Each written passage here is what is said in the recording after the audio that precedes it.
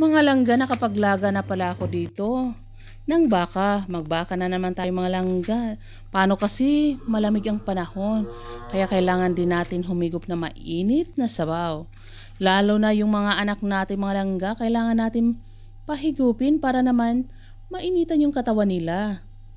At ito nga pala mga langga, malambot na yung karne. Nilagay ko na yung corn tsaka yung cabbage. Sabi nga nila, mawala lang yung corn, wag lang yung cabbage. Paano kasi mga langga, paborito nila yan cabbage na yan. Yung repolyo na yan. At tamang-tama gumawa rin ako ng sausawan dito mga langga na patis na may maraming chili. Kaya ano pa inaantay natin mga langga? Samahan nyo kami sa aming tanghalian. Ito lang yung ginawa ko ngayong araw na to, yung nilagang baka. Of course, hindi mawawala yung kanin natin. Dahil mahilig yan sa kanin.